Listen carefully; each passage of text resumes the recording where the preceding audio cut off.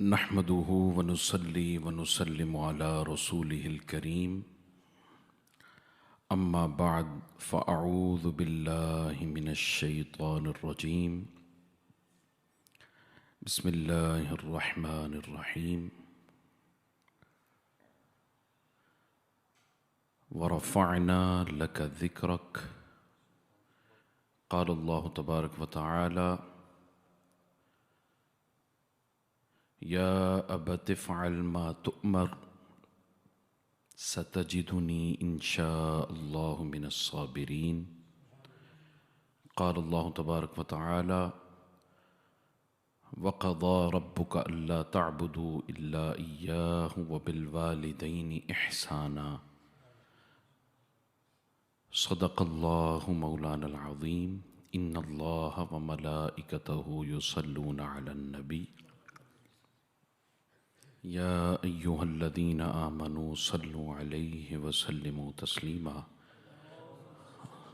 الصلاة والسلام عليك يا سيدي يا رسول الله وعلى آلك وأصحابك يا سيدي يا حبيب الله ہو نہ یہ پھول تو بلبل کا ترنم بھی نہ ہو، چمن دہر میں کلیوں کا تبسم بھی نہ ہو، یہ نہ ساقی ہو تو پھر میں بھی نہ ہو، خم بھی نہ ہو، بزم توحید بھی دنیا میں نہ ہو، تم بھی نہ ہو، خیمہ افلاک کا استادہ اسی نام سے ہے، نبض ہستی تپش آمادہ اسی نام سے ہے، عقل ہے تیری سپر، عشق ہے شمشیر تیری، میرے درویش خلافت ہے جہانگیر تیری،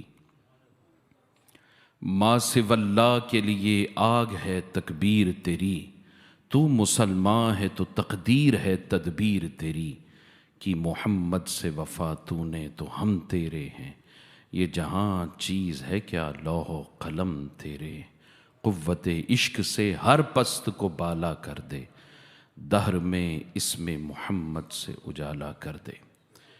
نہایت واجب الاحترام عزت کے لائق میرے محترم میرے محتشم امام و خطیب مسجد حاضہ جناب حضرت علامہ مولانا محمد معین صاحب دامت برکاتہم، نہایت واجب الاحترام عزت کے لائق سامعین و حاضرین،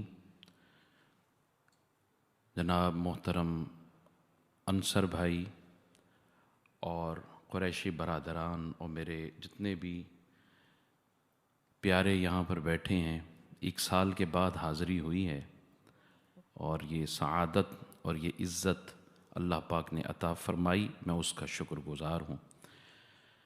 اور اتفاقی امر ہے کہ میرے چچا جو کہ بالکل سیپریٹ یہاں پر آئے ہیں، یہ علیحدہ کسی جگہ پر آئے ہیں اور ہم علیحدہ آئے ہیں، تو آج یہ بھی موجود ہیں جناب معروف صاحب۔ چونکہ وقت کم ہوتا ہے، قلیل ہے، تو میں نے چاہا کہ حضور علیہ الصلاۃ والسلام کی شان ورفعنا لک ذکرک اس حوالے سے اس کی ابتدا کروں، اور اسی نسبت محمدی میں ہم تذکرہ سیدنا ابراہیم علیہ الصلاۃ والسلام کا کریں، اور پھر ان کے صاحبزادے حضرت اسماعیل علیہ السلام، اور پھر والدین کے حقوق کے متعلق گفتگو کرنے کے بعد یہیں پر انشاءاللہ میں اپنی گفتگو ختم کروں گا۔ آپ کی توجہ درکار ہوگی، رب کائنات حسن مطلق ہے، حسن بے مثال ہے اور حسن لازوال ہے، اس نے اپنے حسن کے جلوے اس پوری کائنات میں بکھیر دیے۔ اس نے آسمان پیدا کیے تو انہیں بلندی کا حسن عطا کر دیا، زمین پیدا کی تو اسے پستی کا حسن عطا کر دیا، ماں پیدا کی تو اسے مامتا کا حسن عطا کر دیا، لہلہاتے کھیتوں کو حسن عطا کر دیا، پھولوں کی نگہتوں کو حسن عطا کر دیا۔ رب کائنات نے اپنے حسن کے جلوے اس پوری کائنات میں بکھیر دیے، اور بکھیرنے کے بعد فرمایا سنریہم آیاتنا فی الآفاق، لوگو ان قریب تم میرے حسن کے جلوے اس پوری کائنات میں دیکھ لو گے۔ جب حسن الوہیت اور حسن ربوبیت اس پوری کائنات میں منعکس ہو گیا تو رب کائنات نے چاہا کہ اب کوئی پیکر ایسا بھی پیدا کروں کہ یہ جو ساری کائنات کا حسن بکھر گیا ہے اس ایک پیکر میں مجتمع ہو جائے۔ تو اللہ پاک نے انسان کا پیکر بنا دیا، اور اس انسانی پیکر کے اندر جمادات بھی رکھ دیے، اس انسانی پیکر کے اندر نباتات کی حقیقت بھی رکھ دی، اس انسانی پیکر کے اندر حیوانات کی حقیقت بھی رکھ دی، اسے زمانی بھی بنا دیا، مکانی بھی بنا دیا، اس کے اندر ملائکہ کی حقیقت بھی رکھ دی۔ جب انسان کا پیکر آ گیا تو فرمایا الانسان سری، انسان میرا راز ہے، اور جس نے خود کو پہچان لیا اس نے رب کو پہچان لیا۔ جب انسان کا پیکر آ گیا تو دیکھا کسی انسان میں یہ گوشہ نمایاں، کسی میں وہ گوشہ نمایاں، کسی میں علم نمایاں، کسی میں فکر نمایاں، کسی میں تدبر نمایاں، کسی میں رضا نمایاں۔ تو جدا جدا مرحلے ہر ایک کو عطا کرنے کے بعد رب کائنات نے چاہا کہ اب کوئی پیکر ایسا بھی پیدا کروں کہ یہ جو ساری کائنات انسانی کا حسن بکھر گیا ہے اس ایک پیکر میں مجتمع ہو جائے۔ تو اللہ پاک نے نبی کا پیکر بنا دیا، پھر انبیاء علیہم السلام کو مبعوث فرما دیا۔ جب نبی آ گئے تو انسان کی ساری عظمتیں اس نبی کے پیکر میں رکھ دیں، انسانی عادات کی ساری اچھی خصلتیں اس نبی کے پیکر میں رکھ دیں۔ جب نبی کا پیکر آ گیا تو دیکھا کوئی نبی طور پر کلام کرتا نظر آ رہا ہے، کوئی نبی آرے میں چرتا نظر آ رہا ہے، کوئی نبی کشتی بنا کر قوم کو نجات دیتا نظر آ رہا ہے، کوئی نبی مصر کے بازار میں بک کر تخت پر بیٹھا نظر آ رہا ہے۔ جب دیکھا حسن یوسف، دم عیسیٰ، ید بیضا داری جدا جدا تھے، رب کائنات نے چاہا کہ اب کوئی پیکر ایسا بھی پیدا کروں کہ جس میں ساری کائنات نبوت سمو جائے، جس میں ساری کائنات رسالت سمو جائے۔ ایک پیکر ایسا بنے کہ ہو تو ایک مگر آدم بھی اسی میں ہو، نوح بھی اسی میں ہو، ابراہیم و اسماعیل بھی اسی میں ہو، زکریا و یحییٰ بھی اسی میں ہو، صالح و داؤد بھی اسی میں ہو، موسیٰ و عیسیٰ بھی اسی میں ہو۔ ایک پیکر ایسا بنے اور ایک چہرہ ایسا تکے کہ حضرت آدم علیہ السلام سے لے کر عیسیٰ علیہ السلام تک سارا حسن اپنے منتہائے کمال پر نظر آ جائے۔ جب ارادہ فرمایا تو فرمایا لوگوں سنو، وہ وجود میرے مصطفیٰ کا وجود ہے، جس وجود کو میں نے تمہارے لیے صحرائے عرب میں یہ حسین، یہ جمیل، یہ سراپا حسن، یہ سراپا جمال، یہ سراپا کمال، یہ سراپا ہدایت، یہ سراپا منزل، یہ سراپا خبر میں نے تمہارے لیے صحرائے عرب میں مبعوث فرما دی اور آواز دی، ارے گنہگارو، ارے گمگشتہ راہو، منزل کو تلاش کرنے والو، کہیں اور نہ جاؤ، ادھر آؤ، یہ بارگاہ مصطفیٰ ہے، یہاں آؤ گے تمہیں اپنی منزل کی خبر ہو جائے گی۔ تو کائنات کا مقصود میرے آقا کی ذات گرامی کو بنا دیا۔ جب کائنات کا مقصود میرے آقا ہے تو پھر سارے انبیاء علیہم السلام کا حسن بھی میرے آقا کریم صلی اللہ تعالی علیہ وسلم کے اندر جھلکتا ہے۔ اور آقا دو جہاں صلی اللہ تعالی علیہ وسلم کے حسن اور آپ کے حسن کی رعنائیاں اگر دیکھنی ہے تو صحابہ کرام رضوان اللہ تعالی علیہم اجمعین ان کی زندگیاں دیکھیں۔ میرے آقا کے ساتھ والہانہ محبت تھی، والہانہ عشق تھا۔ وہ عشق کیسا عشق تھا کہ غزوہ بدر بپا ہے، حضرت قتادہ رضی اللہ تعالیٰ عنہ ان کی آنکھ نکل جاتی ہے، تیر لگا آنکھ نکل گئی. اب کسی آپٹیشن کے پاس نہیں گئے، کسی سرجن کے پاس نہیں گئے کہ میری آنکھ ٹھیک کر دیں، نہیں، بلکہ رسالت مآب صلی اللہ تعالی علیہ وسلم کی بارگاہ میں. پتہ ہے دینے والی اللہ کی ذات ہے. یہ صحابہ سے بڑھ کر ہم اور آپ تو نہیں جانتے، یہ تو صحابہ جانتے، مگر اس کے باوجود بھی دعا نہیں کی. آقا کی بارگاہ میں پہنچے، یا رسول اللہ آنکھ نکل گئی ہے. آقا نے بھی نہیں فرمایا جاؤ جاؤ آنکھ لے جاؤ، اب ضائع جو ہو گئی، ختم، اب کوئی اس کا اثر نہیں ہے، اس کی ضرورت نہیں ہے. نہیں، انہوں نے کہا یا رسول اللہ آنکھ نکل گئی. میرے آقا کریم صلی اللہ تعالی علیہ وسلم نے وہ مٹی سے بھری ہوئی، مٹی سے وہ آنکھ اٹھائی اور اٹھا کر وہاں لگا دی، اور لعاب دہن مبارک آنکھ کے ساتھ یہاں پر لگا دیا. وہ حضرت قتادہ کہتے ہیں بس آقا دو جہاں صلی اللہ تعالی علیہ وسلم نے جو آنکھ مبارک لگائی تھی، اس آنکھ کی پہلی جو آنکھ تھی، جو پہلی آنکھ تھی، اس کی روشنی جاتی تھی، اس روشنی وہ آنکھ جو آقا نے لگائی اس کی روشنی اور تیز ہو جاتی تھی. اب آقا دو جہاں صلی اللہ تعالی علیہ وسلم، وہی غزوہ بدر ہے، ختم ہونے کو نہیں آ رہا. غزوہ بدر ختم نہیں، پہلا غزوہ ہے. اب 313 مسلمان ہیں اور 1000 کفار ہیں، اور 1000 کا لشکر فرشتوں کا وہ بھی آیا.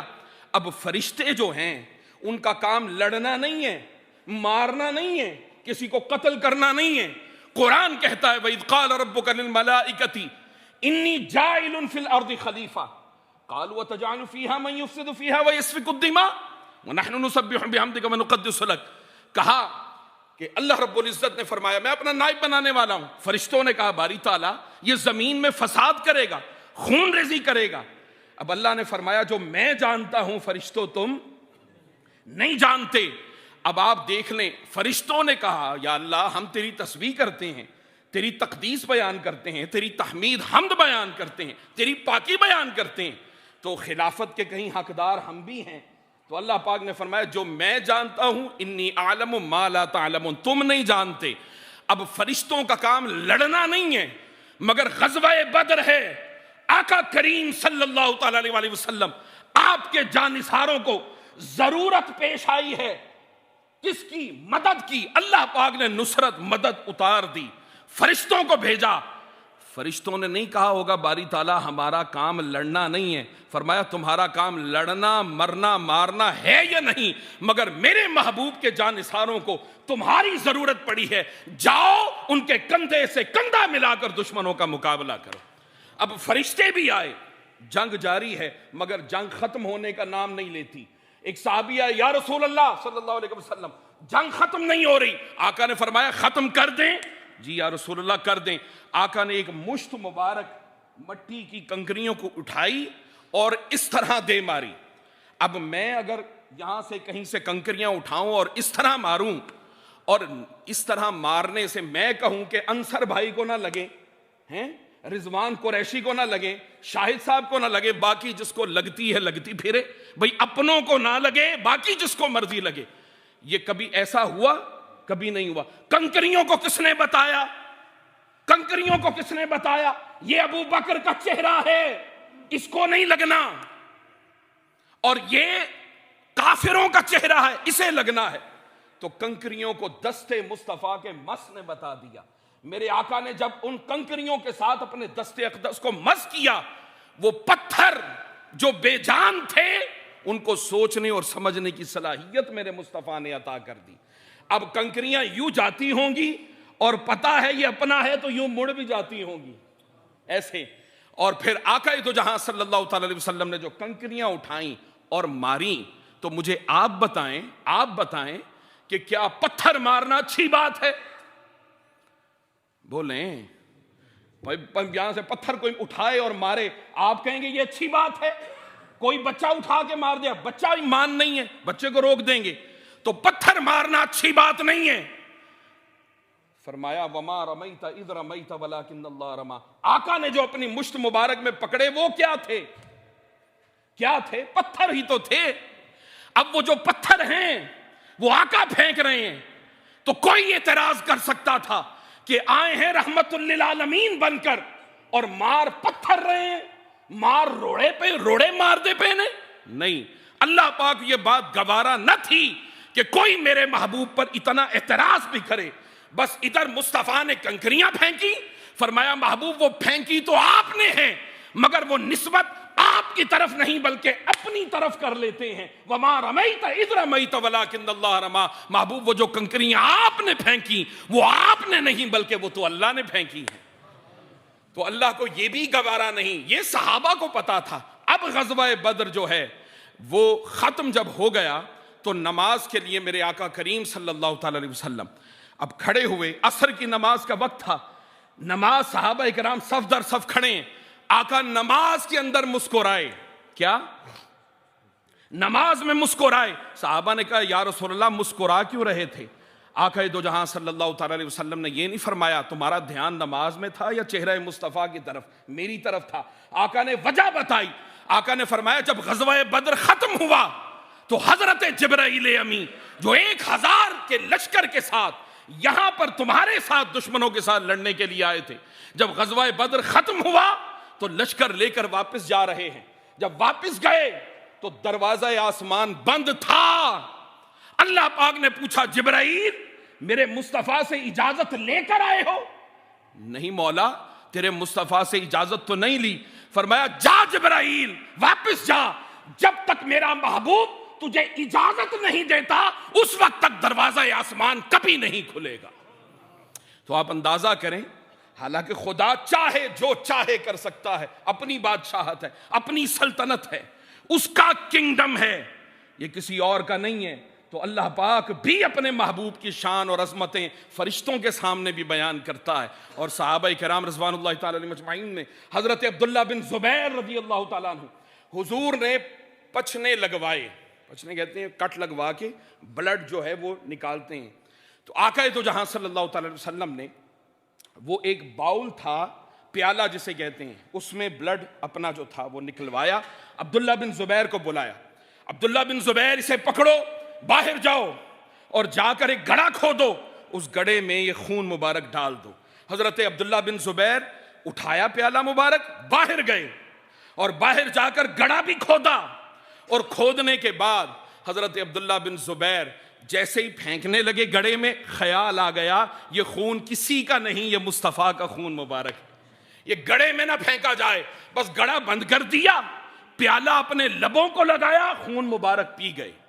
اب جب پی گئے تو واپس آئے مجلس کے اندر. صحابہ کرام بیٹھے تھے. اب میں آپ کو کہوں اس گلاس میں پانی ڈال کے کہ جائیں جناب ان کو تو کہہ نہیں سکتا یہ تو امام ہیں عظمت والے ہیں، چلو ابرار نہیں ہے یہاں پہ، ابرار بھائی کو کہہ دوں میں کہ جناب یہ جا کر پانی وہاں پر پھینک دیں. اب جب وہ پانی باہر پھینک کر آئیں گے، وہ دیکھیں وہ بھی آ گئے. اب جب پھینکیں پانی باہر پھینک کر جب واپس آئیں تو آپ کیا پوچھیں گے ان سے؟ بولے انگلش میں بتا دیں، پانی پھینک آئے ہو، یہی پوچھیں گے نا.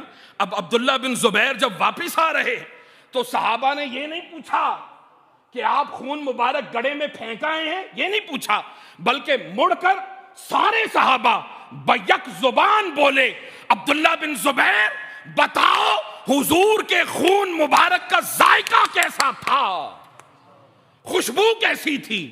عبداللہ بن زبیر نے کہا خدا کی قسم کائنات میں کوئی خوشبو ایسی نہیں جو خوشبو مصطفیٰ کے خون مبارک کی تھی. اور کہا خدا کی قسم ایسا شہد بھی نہیں پیا زندگی میں جو مٹھاس میرے مصطفیٰ کے خون مبارک کی تھی. یہ حضور کا خون مبارک ہے. اور جب پی لیا اب شکایت چلی گئی رسول اللہ صلی اللہ علیہ وسلم کے پاس، عبداللہ بن زبیر نے خون مبارک پی لیا ہے. آقا دو جہاں صلی اللہ تعالی علیہ وسلم نے فرمایا عبداللہ بن زبیر میرا خون پیا؟ جی یا رسول اللہ پیا. آقا نے نہیں فرمایا تم نے قرآن کی آیت نہیں پڑھی انما حرم علیکم المیتۃ والدم ولحم الخنزیر وما اہل بہ لغیر اللہ؟ خون تو اللہ نے حرام قرار دیا ہے مگر پتا تھا ہر کسی کا خون حرام ہے، مصطفیٰ کا خون مبارک حلال ہے. آقا دو جہاں صلی اللہ تعالی علیہ وسلم کا خون مبارک پھر آقا نے فرمایا عبداللہ بن زبیر آج کے بعد تیرے پیٹ کو جہنم کی آگ چھو نہیں سکے گی، چھو نہیں سکے گی. اور پھر فرمایا عبداللہ بن زبیر یاد رکھنا تو نے اللہ کے محبوب کا خون مبارک پیا ہے، اب اللہ پاک نے تجھ پر مصیبتیں بھی شروع کر دی. اب مصیبتیں آئیں گی، کیونکہ اللہ پاک نے سب سے زیادہ مصیبتیں یعنی آزمائشیں انبیاء علیہم السلام پر آئیں، اور انبیاء علیہم السلام پر جو آزمائش آئی ہیں ان میں سب سے بڑھ کر آزمائش مجھ مصطفیٰ پر آئی ہے صلی اللہ تعالی علیہ وسلم۔ اب حضور پر جو آزمائشیں آئیں، اب چھوٹی یہ آزمائش دیکھ لیں جو حضرت ابراہیم علیہ نبینا علیہ السلام پر آئیں۔ حضرت ابراہیم علیہ نبینا علیہ السلام، آپ نے کیا کام کیا تھا؟ بھئی اللہ کا نام ہی بلند کیا تھا نا، اللہ کا نام بلند کرنا، کیونکہ روئے زمین پر توحید کا علم بلند کرنے والا اس وقت صرف ایک شخص تھا، وہ کون تھے؟ حضرت سیدنا ابراہیم علیہ نبینا علیہ السلام تھے۔ اب حضرت ابراہیم علیہ السلام نے جھنڈا اٹھایا توحید کا اور بتوں کو پاش پاش کیا۔ انہوں نے کہا ہمارے بتوں کی بے ادبی کر دی، ابراہیم علیہ السلام کے لیے آگ بھڑکانا شروع کی، کئی دن تک وہ آگ بھڑکتی رہی۔ پھر انہوں نے کہا ابراہیم علیہ السلام نے ہمارے بتوں کی بے ادبی کی ہے اور گستاخی کی، لہذا آگ میں ڈال دو۔ اب جب آگ میں ڈالنے کا وقت آیا تو یہاں پر فرشتہ ہوا کا آ گیا اور اس نے کہا کہ ابراہیم علیہ السلام آپ اللہ کے خلیل ہیں، آپ حکم دیں تو ہوا ایسی چلاؤں کہ آگ بجھ جائے۔ فرمایا نہیں، میرا توکل اللہ کی ذات پر ہے، یہ ہے توکل۔ پھر فرشتہ آیا پانی کا، اگر آپ حکم دیں بادلوں کو حکم دوں ایسا برسیں کہ آگ ٹھنڈی ہو جائے۔ آپ نے فرمایا نہیں، میرا رب دیکھ رہا ہے، میرا رب، اور نبی اللہ کی قربت کی باتیں نہیں کرے گا تو اور کون کرے گا؟ میرا رب دیکھ رہا ہے۔ اور جب اتنی بات کی آگ میں ڈالا، بس آگ کی طرف جا رہے تھے، لوگوں نے کہا آگ کو دیکھ کر تو چہرہ مرجھا جانا چاہیے، خوف آنا چاہیے، مگر حضرت ابراہیم علیہ نبینا علیہ السلام مسکرا رہے ہیں۔ اب جب آگ میں پہنچے، اب آگ اتنی بھڑک رہی تھی کہ اندر نظر کچھ نہیں آ رہا تھا۔ حضرت ابراہیم علیہ نبینا علیہ السلام کے جسم اطہر پر قمیض بھی نہیں تھی، اللہ پاک نے جنت سے قمیض بھیجی جبرائیل امی کے ذریعے، جا میرے ابراہیم کے جسم کو اس قمیض کے ساتھ ڈھانپ دے۔ یہ وہی قمیض تھی جو پھر نسلاً بعد نسلاً حضرت یوسف علیہ السلام کے حصے میں آئی، اور یہ وہی قمیض تھی کہ جس کو یوسف علیہ السلام نے بھیجا، حضرت یعقوب علیہ السلام کی آنکھوں پر لگایا، اذهبوا بقمیصی ھذا فالقوہ علی وجہ ابی یأتی بصیرا، اور ان کی آنکھیں واپس آ گئی تھیں۔ وہ قمیض جب اب جا رہے ہیں، علامہ اقبال کہتے ہیں بے خطر کود پڑا آتش نمرود میں عشق، عقل ہے محو تماشائے لبے بام ابھی۔ عقل کہتی ہے اگر آگ میں چھلانگ لگا دی تو جل کر راکھ ہو جاؤں گی، اور عشق کہتا ہے کہ ہم تو آئے ہی جلنے کے لیے، ہم تو آئے ہی عقل دیکھتی ہے اور عشق دیکھتا نہیں ہے۔ اب حضرت ابراہیم علیہ نبینا علیہ السلام جب آگ میں جا رہے ہیں، اللہ پاک نے حکم دیا، براہ راست آگ کو کہا، قلنا، ہم نے فرمایا، یا نارو کونی بردم و سلام علی ابراہیم، حضرت ابراہیم علیہ السلام پر ٹھنڈی نہ ہو بلکہ سلامتی والی ہو جا، سلامتی والی ہو جا۔ اور وہ آگ سلامتی والی یعنی آزمائش سے گزرے۔ جان چاہیے تھی اللہ کے راستے میں تو جان قربان کرنے کے لیے نبی حاضر ہے۔ اس کے بعد ضرورت پڑی، پھر اللہ پاک کی بارگاہ میں دعا کرنے لگے، باری تعالیٰ مہربانی فرمانا بیٹا عطا کر دے۔ اللہ پاک نے بیٹا، رب ہب لی من الصالحین فبشرناہ بغلام حلیم۔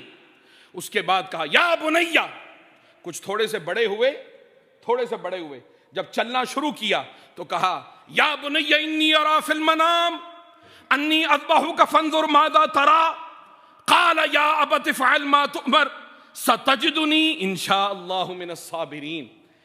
ابراہیم علیہ السلام نے خواب دیکھا، ابھی بچہ بڑا خوبصورت، بھائی اسماعیل علیہ السلام سے بھی کوئی بڑھ کر خوبصورت ہوگا؟ ارے یہ وہی اسماعیل ہے، ایڑی مار دیں تو ایسا چشمہ پھوٹے کہ قیامت تک جاری و ساری رہے، ساری دنیا کی پیاس بجھاتا ہے، یہ وہ اسماعیل ہے۔ تھوڑے سے بڑے ہوئے، اب ضرورت تھی کہ اسماعیل علیہ السلام، بھئی ان میں سے سرکار دو عالم صلی اللہ تعالی علیہ وسلم نے بھی تو تشریف لانا تھا نا، انہی کی نسل پاک میں سے حضرت اسماعیل علیہ السلام اب حضرت ابراہیم علیہ السلام کے فرزند ہیں۔ کیا ہیں؟ بیٹے ہیں، اور یہ وہ بیٹے ہیں کہ جس کو نبی دعا سے مانگے، نبی نے دعا کی۔ اب جب فرزند آ گئے، تھوڑے سے بڑے ہوئے اللہ پاک نے خواب میں پھر آزمائش دے دی، اور نبی کا جو خواب ہوتا ہے وہ وحی الہیہ ہوتا ہے۔ اب وہی تھی، کہا کہ بیٹا میں نے رات کو خواب دیکھا اور خواب میں نے دیکھا کہ میں تمہیں ذبح کر رہا ہوں۔ تو عرض کرنے لگے ابا جان یہ فیضان نظر تھا یا مکتب کی کرامت تھی؟ سکھائے کس نے اسماعیل کو آداب فرزندی؟ ابا جان جس چیز کا اللہ نے آپ کو حکم دیا ہے آپ وہ کر گزریں۔ اب لے کر چلے ہیں اسماعیل کو، راستے میں آیا ہے شیطان آ کر کہنے لگا، اسماعیل علیہ السلام کو روکا اور کہا کہ تمہارے والد معلوم ہے کہاں لے کر جا رہے ہیں؟ کہا کہ نہیں، کہا کہ تمہیں ذبح کرنے کے لیے لے کر جا رہے ہیں۔ بھلا باپ بھی کبھی بیٹے کو ذبح کرتا ہے؟ پتا تھا؟ کہا کہ نہیں، اللہ کا حکم ہے، اللہ کا حکم ہے کہ تمہیں ذبح کیا جائے۔ کہا اگر یہ حکم میرے رب کا ہے تو پھر ایک اسماعیل کیا، ہزاروں اسماعیل ہوں تو اللہ کے حکم پر قربان ہے، اللہ کے حکم پر قربان ہے۔ اور جب اللہ کا حکم آتا ہے تو ہم تو جان دینا تو بڑی دور کی بات ہے، ہم تو قربانیاں بھی نہیں کرتے اللہ کی راہ میں، اور پھر قربانیاں کرنا بھی بڑی دور کی بات ہے۔ کسی غریب کو، کسی اپنے مسلمان بھائی کو کبھی کسی چیز کی ضرورت بھی پڑتی ہے تو ہمیں تکلیف ہوتی ہے کہ اپنی جیب سے نکالوں گا، مسلمان کی مدد کروں گا۔ یہ تکلیفیں، یہ مصیبتیں، یہ پریشانیاں دیکھو تو صحیح کہ جہاں جان دینے کی بات آئی جان دی۔ ہجرت کی تھی مکہ سے مدینہ طیبہ، اور صحابہ کرام کے درمیان مواخات مدینہ ہوئی، بھائی بھائی بنا دیا۔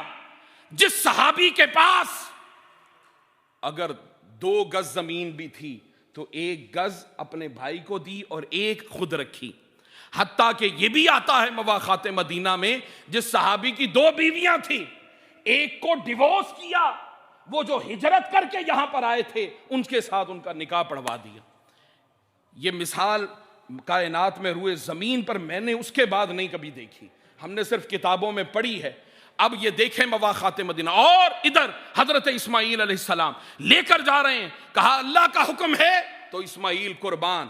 ادھر حضرت حاجرہ کو بہکایا اور کہا اللہ کا حکم ہے، حضرت حاجرہ نے کہا بیٹا بھی قربان۔ ماں اللہ کے لیے جیتی ہیں اور بیٹا قربان کرتی ہیں اللہ کے لیے۔ ابراہیم علیہ السلام دعاؤں سے مانگا، قربان کیا اللہ کے لیے۔ بیٹا ہے، باپ انبیاء ہے بلکہ جد الانبیاء ہیں۔ اب پتا ہے کہ باپ ہیں، بیٹا تو میں ہی ہوں، مگر اس کے باوجود بھی اپنی جان کی پرواہ نہیں کی۔ ابا جان جو آپ کو اللہ نے حکم دیا ہے کر گزریے۔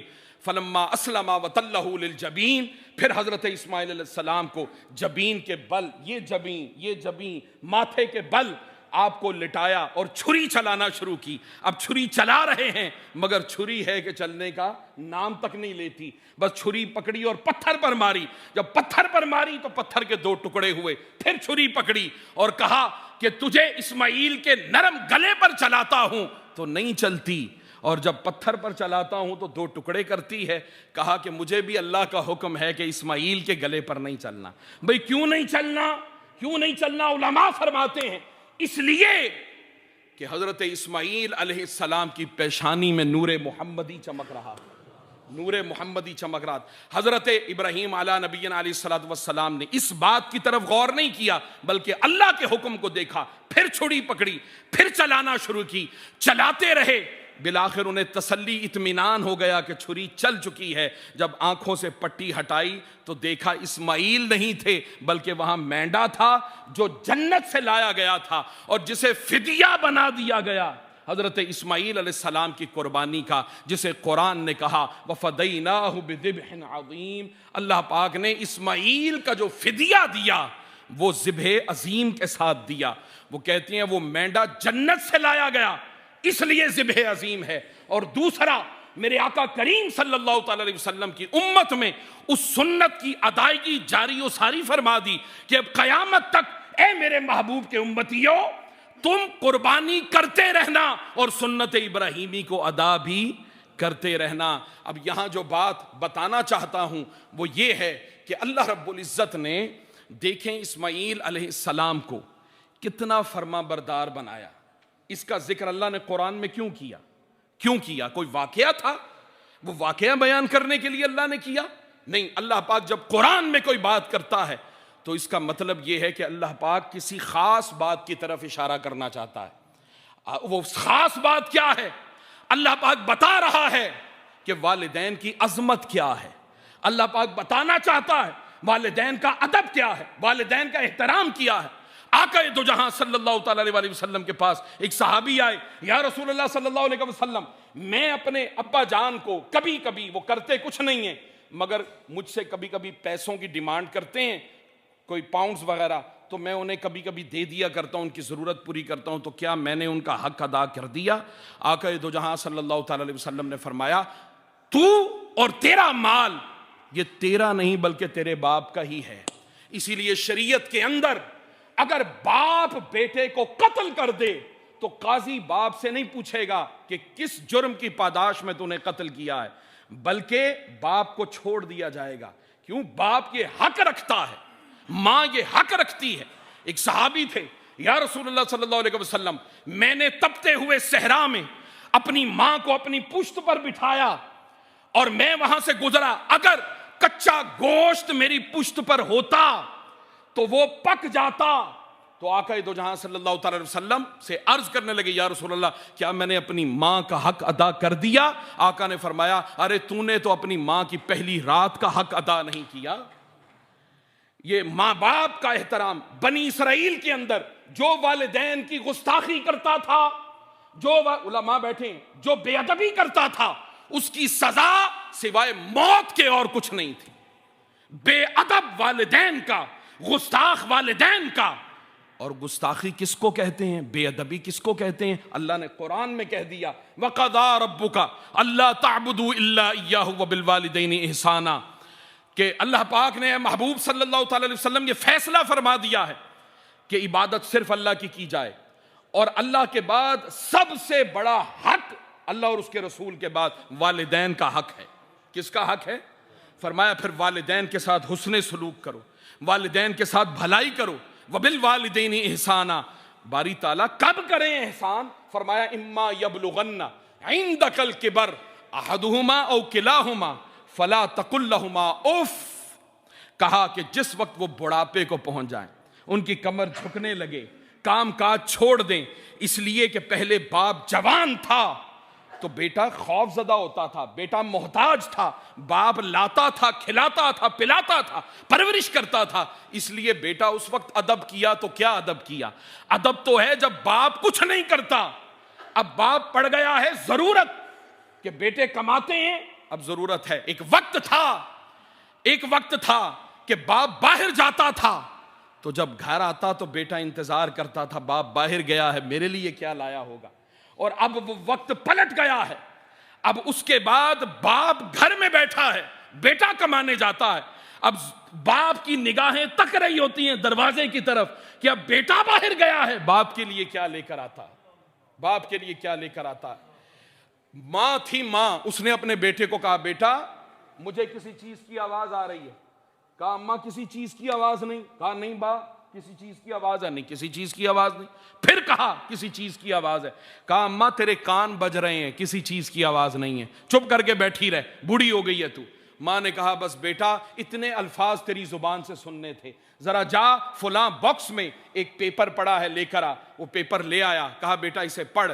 اب بیٹے نے پڑھا کہ بچپن کا زمانہ ہے، ماں جوان ہے اور بیٹے کو دیکھ کر ماں مسکرا رہی ہے۔ اس وقت بیٹے نے بولنا شروع کیا تھا، بولنا، اور بیٹا کہتا ہے ماں کسی چیز کی آواز ہے۔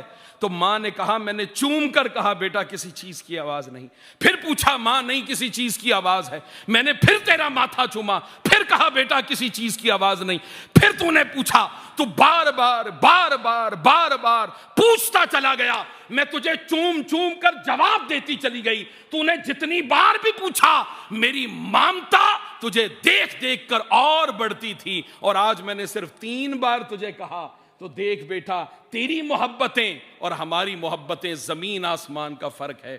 فرمایا اما یبلغن عندک الکبر، جس وقت وہ بڑھاپے کو پہنچ جائیں، احدہما ان میں سے کوئی ایک، او کلاہما یا دونوں، فلا تقل لہما اف، تو پھر اف نہیں کہنا۔ ولا تنہرہما، اور نہ ہی انہیں جھڑکنا ہے، وقل لہما قولا کریما، جس وقت بھی اپنے والد یا والدہ سے بات کرو اس وقت سر جھکا کر کہو، اور پھر وخفض لہما جناح الذل، اپنے جو پر ہیں بازو ہیں، خبردار ماں ہے باپ ہے، ارے تیری مجال کیا ہے، تو اپنے باپ کے سامنے انگلی اٹھا کر بات کرتا ہے، تیری اوقات کیا ہے، تو ہے کیا، اپنی ماں کے سامنے انگلی اٹھاتا ہے، معلوم نہیں تیری ساری زندگی کے حج، نمازیں، زکوٰۃ سب کچھ برباد کر دیا جائے اگر والدین کا ادب نہیں ہے تیرے اندر، اور اگر ادب ہے فرمایا رب ارحمہما کما ربیانی صغیرا، با ادب اولاد کیا کرتی ہے، نماز بھی پڑھتی ہے، اور جب دعا کرتی ہے تو کہتی ہے باری تعالیٰ میرے ماں باپ پر رحم کر۔ یہ سکھا کون رہا ہے؟ ہمارا رب۔ ہم نے اپنے جتنے بھی اعمال ہیں کس کے سامنے پیش کرنے ہیں؟ اپنے رب کے سامنے پیش کرنے، اور اللہ کہہ رہا ہے اپنے ماں باپ کے لیے دعا کیسے کرو، رب ارحمہما کما ربیانی صغیرا، کہ باری تعالیٰ جس طرح مجھ پر بچپن میں میرے ماں باپ نے رحم کیا اس طرح تو میرے ماں باپ پر رحم کر۔ آقا نے فرمایا صلی اللہ تعالی علیہ وسلم ارے تمہارے والدین زندہ ہیں؟ جی یا رسول اللہ زندہ ہیں۔ فرمایا ایک بار اپنے باپ کا چہرہ دیکھو، وہ حج جو مکہ میں جا کر کرتے ہو گھر بیٹھے اس کا ثواب تمہیں عطا کر دوں گا۔ اوہ حج کا ثواب! صحابہ کرام حیران ہوئے، یا رسول اللہ صلی اللہ علیہ وسلم اگر کوئی 2 بار دیکھے فرمایا 2 حج کا ثواب، 10 بار دیکھے فرمایا 10 حج کا ثواب، یا رسول اللہ بار بار دیکھے۔ آقا دو جہاں صلی اللہ تعالی علیہ وسلم جلال میں آ گئے۔ آقا نے فرمایا تم نے اللہ کی رحمت کو سمجھ کیا رکھا ہے؟ آقا نے فرمایا جس طرح سمندر کے اندر سوئی نیڈل وہ ڈالی جائے پانی میں اور نکالی جائے اس میں سے ایک قطرہ نکلے، بتاؤ سمندر میں کیا فرق پڑا؟ کہا یا رسول اللہ کوئی فرق نہیں۔ فرمایا اپنے ماں باپ کو دیکھتے رہو، زیارت کرتے رہو، نیکیاں کماتے رہو، اللہ کی رحمت میں ذرہ برابر قطرے جتنا بھی فرق نہیں آئے گا۔ اللہ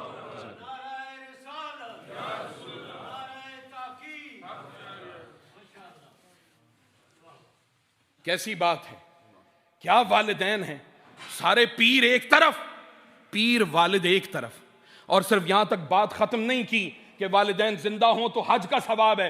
فرمایا اگر جس کے والدین، میرے والدین آج دنیا میں نہیں ہیں، نہ میری ماں ہے نہ میرے والد ہیں، مگر آقا دو جہاں صلی اللہ تعالی علیہ وسلم نے مجھے بھی محروم نہیں رکھا۔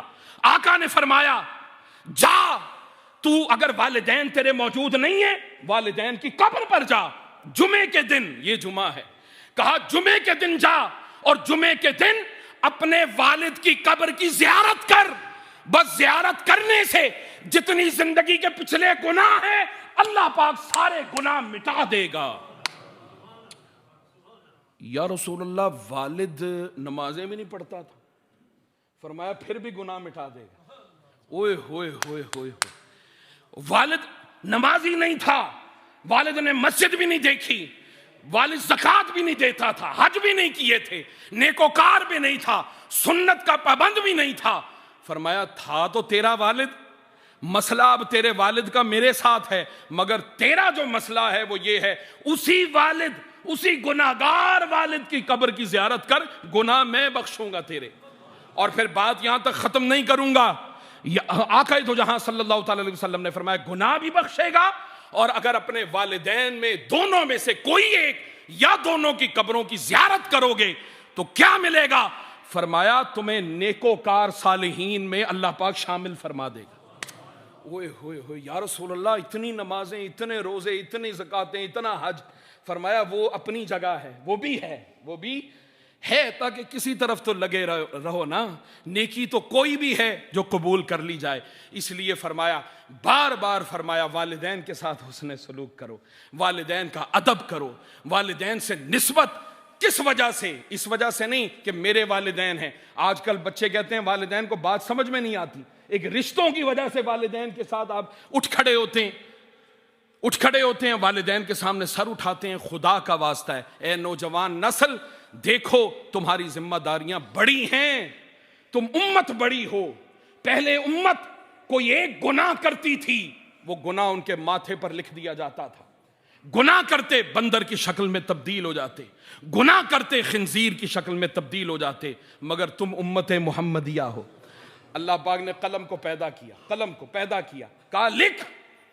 नूह अलैहिस्सलाम आएंगे और नूह अलैहिस्सलाम की फिर उम्मत आएगी, और जब वो गुनाह करेगी तो उम्मत को मिटा दिया जाएगा, मिटा दी गई। फिर कहा साले की कौम आएगी और साले की कौम गुनाह करेगी, मिटा दी जाएगी।